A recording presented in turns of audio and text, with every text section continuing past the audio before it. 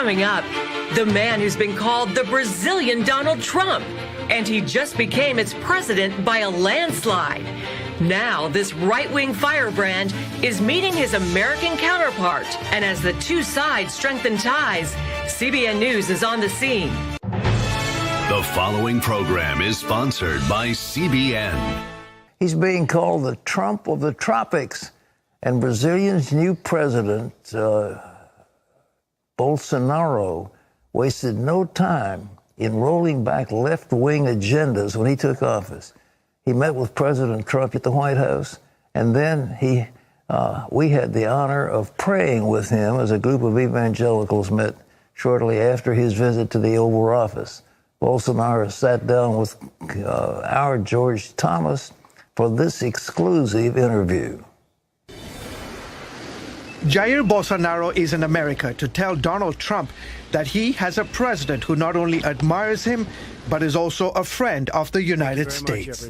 It is time to overcome old resistances and explore the very best potential between Brazil and the United States. After all, it is fair to say that today, Brazil does have a president that is not anti-American. During a 2-hour meeting at the White House, which included a luncheon and Rose Garden press conference, the two leaders signed agreements and discussed how to work together to end the upheaval in Venezuela.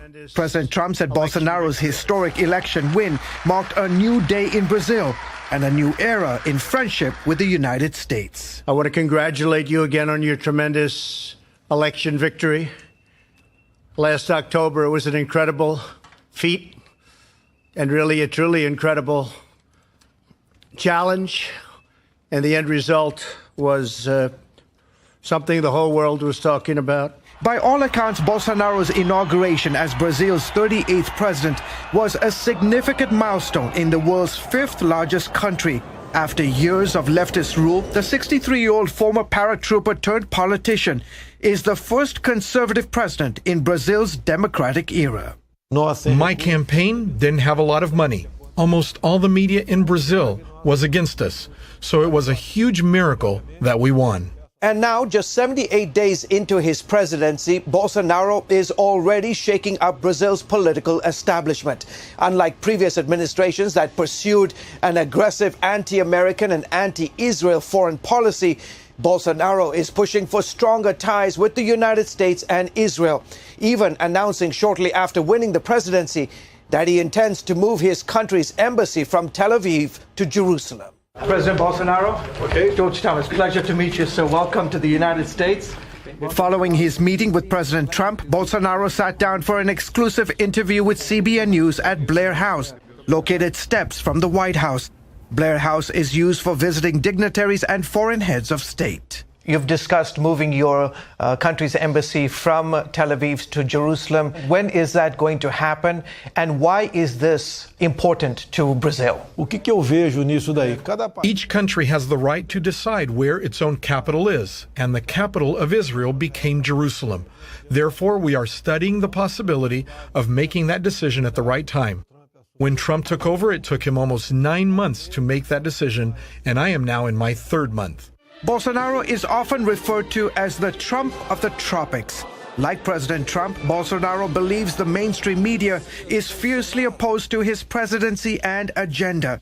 And Bolsonaro also regularly uses social media to connect directly with his supporters. To a large extent, I support what Trump does. He wants to make America great, and I also want to make Brazil great. I also have concerns about the indiscriminate entrance of foreigners without any criteria. But beyond this, we are both Christians and are God-fearing men. Bolsonaro's middle name is Messias, Portuguese for Messiah. He is a Catholic, and his wife, Michelle, is a Protestant evangelical who attends a Baptist church. An assassination attempt by a knife-wielding attacker a month before the election almost cost Bolsonaro his life. He says it is nothing short of a miracle that he's alive today. Doctors who attended to me said that for every 100 stabbings of the kind I endured, only one person survives. So I am a survivor and owe my life to God. It was His will for me to live. The attack became a turning point in his campaign as the populist candidate went on to win, promising to tackle Brazil's rampant corruption and violence. 2 months into his presidency, Bolsonaro is shaking Brazil's political world, even standing up to dictators like Venezuela's Nicolas Maduro. Both Bolsonaro and Trump refused to say whether military plans were on the table to intervene in Venezuela. I discussed this matter with Trump, and obviously that conversation will remain private. Trump says all possibilities are on the table, and I, in large part, support decisions of the American government. Presidente do Brasil. Bolsonaro has surrounded himself with well-known Brazilian evangelicals like Pastor Silas Malafaia, who regularly visits and prays with Bolsonaro. Silas told CBN News that he believes Bolsonaro is God's chosen man to lead Brazil. Ele não é evangélico. Even though Bolsonaro is not an evangelical, he always defends the principles that we evangelicals have defended. Namely, he is against abortion. He is against the privilege of the LGBTQ movement. He recognizes the greatness and importance of Israel, defends the family, and wants to fight corruption and restore our economy. On his first official day as president, Bolsonaro promised to make Judeo-Christian principles a top priority in his administration. Can you talk about the impact that decades of leftist ideology has had on the social and spiritual fabric of Brazil? The ideology of the left has taken over the universities and also the journalists of Brazil. The impact has been the worst possible, and one of the main goals is to erode family values. It was this kind of message that drove the majority of Brazil's evangelicals to support Bolsonaro. The evangelicals of Brazil are equivalent to a third of the population and are growing. I had massive support from them because until recently, they had no one to support who shared their values and faith. Your motto is Brazil above everything, God above all. What do you mean by that? I have been a congressman for 28 years, and I saw that in politics, truth almost never existed. And my feeling is that our people are thirsty to know the truth. His favorite Bible verse is John 8:32. Then you will know the truth, and the truth will set you free. Why is faith so important to you, Mr. President? Just like in a marriage between a man and a woman, if you don't have truth, the marriage ends quickly. In politics, if you don't have truth, the government ends quickly. After our interview, President Bolsonaro met with a group of prominent American evangelical leaders. Among them, the Christian Broadcasting Network's Dr. Pat Robertson and Gordon Robertson, and evangelist Reinhard Bonnke. The American delegation prayed for Bolsonaro and promised to stand with his administration as he fights to protect Brazil's Christian heritage and family values. They also pledged to help Brazil provide humanitarian relief for those suffering in Venezuela. Why is this meeting important to you, Mr. President? I recognize the work evangelicals do in my country, which is no different to what they do around the world, sharing the Word of God and strengthening family values. George joined us now from the White House. And George, what do you think when you go away from this man? What's your deep impression? Do you think this relationship between Brazil and America is going to be long-lasting? There is absolutely no doubt. I mean, you have to understand the context, Pat, of Latin America. 3/4 of Latin America has been ruled by leftist governments. Brazil was one of them for almost 2 decades, Pat. And Bolsonaro came on the scene pretty much from political obscurity, and he saw what the leftist ideology was doing to his nation. And as a man of deep faith, he realized that the leftist ideology wanted to launch an all-out assault on the family and to introduce all these things that were that was against the Bible and his belief. And so he ran on that platform, promising to restore the family, to promising integrity to the nation. And in the process, he said, 2 decades of leftist ideology, we coddled Iran, we coddled Cuba, we coddled Venezuela. Those days are over. Typically, when the new administration comes into Brazilian power, their first overseas trip, Pat, is to Venezuela or Cuba. Bolsonaro said, no, we are in a new era. my first bilateral trip is going to be to Washington, D.C.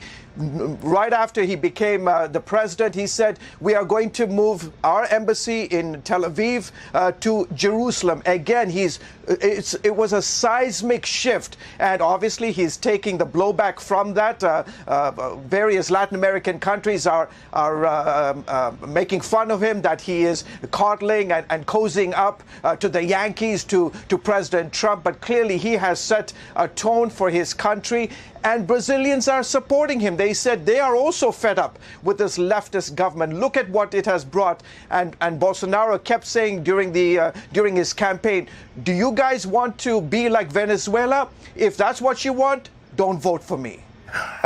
George, speaking of Venezuela, that Maduro is getting worse. It's like 2 million% inflation. It's unreal. I mean, we just can't conceive of anything of such poverty. Did you talk about military intervention with him at all? We did. I asked that question directly to him. Obviously, he said that is a private matter that he and President Trump had spoken about. President Trump said he has a plan. He has an idea of how to deal with Venezuela. During the press conference, he was asked that question a number of times. Again, both leaders refused to reveal their hand on what they want to do. Keep in mind, Brazil has direct contact, military-to-military contact with the Venezuelan army. And President Trump is encouraging President Bolsonaro, listen, will you put some pressure on the Venezuelan army? Keep in mind, Pat, you know this very well, the Venezuelan army, how they fall, whether they fall for the interim president, Juan Guaido, or whether they continue to swear allegiance to Maduro is a very, very big factor. And so what the Brazilians are saying to their counterparts in Venezuela, listen, if you abandon your allegiance to Maduro, we will not arrest you for your alliance with him, for things that you have done. This is a new day. This is a new opportunity to restore hope, to restore democracy in Venezuela. Well, George, it was a great day, and I'm so glad you were there, and I was thrilled when we prayed with the president, and his heart is so warm toward the evangelicals, and he understands. It's amazing. It's almost the same percentage as Trump got, maybe 83% or more of the evangelicals in America, which is the most solid broken voting bloc, and Bolsonaro is the same thing in Brazil. That's right. In fact, he even mentioned that to you, Pat. He said when you were all around that table, he says, I'm in a familiar place. I feel like I'm at home, because he knows the relationship that he has had with evangelicals. Remember, evangelicals for such a long time, they had their allegiances splattered across so many different candidates. Then when Bolsonaro came on the scene and they saw what a deep man of faith he was, his wife, Michelle, is an evangelical, attends a Baptist church, as I mentioned. When they saw his heart and his desire to restore moral values, to uphold the Word of God, to uphold Judeo-Christian principles, they said, wow, we've never had such a candidate before. It's impossible to even imagine that such a candidate could even win. And so they threw in their support for him. And today what you have here, Pat, is a seismic, tectonic political shift in the largest South American country, and it is giving notice to the rest of Latin America. As you have seen the Brexit in England, Germany, in other parts of Europe, you're seeing this right turn, and clearly Bolsonaro is part of that wave you're seeing not just in South America, but around the world. George, thank you very much, and thank you for your reporting. It was a moment. You're welcome, sir. Thank you. Important moment. We were deeply touched. I mean, it was marvelous. A number of us were there together, and I was there side by side with my dear friend Reinhard Bonnke, and we both prayed for the president and asked God's blessing on him.